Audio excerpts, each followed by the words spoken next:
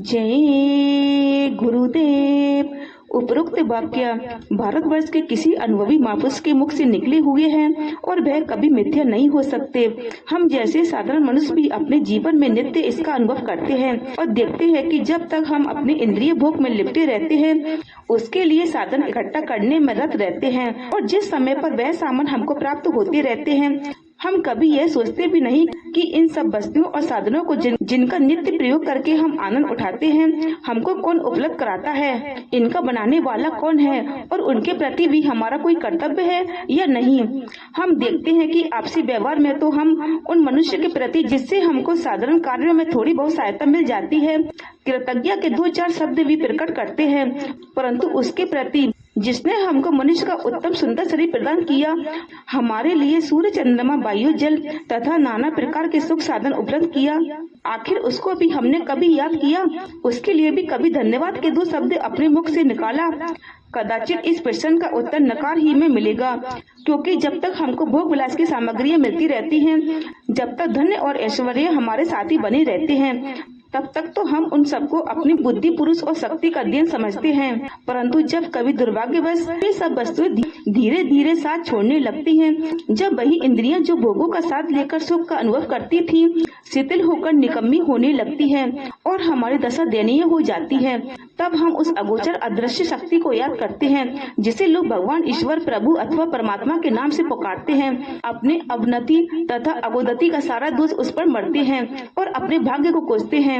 हाँ, हम में से कुछ मनुष्य ऐसे भी हैं जो इस कष्ट के समय उस महाप्रभु को याद करते हैं और उससे अपने अपराधों के लिए क्षमा याचना करते हैं, जिसके कारण वह इस अधोगति को समझते हैं। परंतु इसी संसार में हमारे बीच में ही और हमारे जैसे ही शरीरधारी कुछ ऐसे भाग्यवान मनुष्य भी होते हैं जो अपने बाल्यकाल से ही, चाहे वह एक शक्तिशाली समृद्धिशाली महाराज के महल में जन्म लिए हो अथवा एक धनहीन भिखारी के झोपड़े में, चाहे वह ब्राह्मण कुल में जन्म लिए हो अथवा एक हरिजन के घर, किंतु ना तो राजमहल का पकवान और राजसी ठाट उनको प्रसन्न कर पाते हैं और न कंगाल के घर की सूखी रोटी और गरीबी उनको अप्रसन्न कर पाती है।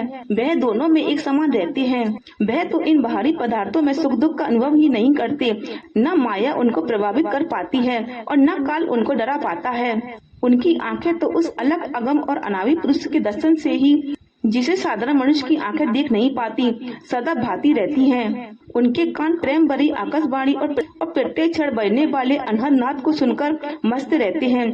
उनके लिए संसारिक सुख वैभव मिट्टी के समान है। वह तो हीरे को कांच और लाल को पत्थर समझते हैं। उनके लिए मान और अपमान समान है। वह सभी प्राणियों में एक ही परमात्मा की झलक देखते हैं। धन्य है वह माताएं जिनके कोख से ऐसे महापुरुष जन्म लेते हैं। भारत माता को तो ऐसे महापुरुषों को सदा अपने गोद में खिलाने का सौभाग्य प्राप्त हुआ है। इनकी नामों की गणना नहीं की जा सकती। ऐसे महापुरुष न केवल किसी एक जाति या देश की संपत्ति समझे जाते हैं, बल्कि वह तो समस्त विश्व के कल्याण के लिए ही संसार में आते हैं। उनके द्वारा उन असंख्य जीवों का उद्धार हो जाता है जिनको उनके संपर्क में आने, उनके कल्याणकारी उपदेशों को सुनने और उनसे सत्संग करने का अवसर प्राप्त होता है। परंतु कुछ ऐसे मनुष्य भी हैं जिनकी अंतरात्मा तो सदा ऐसे महापुरुषों के उपदेश सुनने और सत्संग से लाभ उठाने के लिए तड़पती रहती हैं, परंतु किसी कारणवश इस लाभ से वंचित रह जाते हैं। ऐसे प्रेमियों तक संत का अमर संदेश सरल रीति से पहुंचाने के लिए हम एक छोटी सी मासिक पत्रिका का प्रकाशन आरंभ कर रहे हैं। हमें पूर्ण विश्वास है कि प्रेमियों के सहयोग तथा उन महान आत्माओं के आशीर्वाद से जिनके चरण कमल में यह पत्रिका श्रद्धांजलि स्वरूप अर्पण की जा रही है, हम अपने प्रयास में अवश्य सफल होंगे। जय गुरुदेव।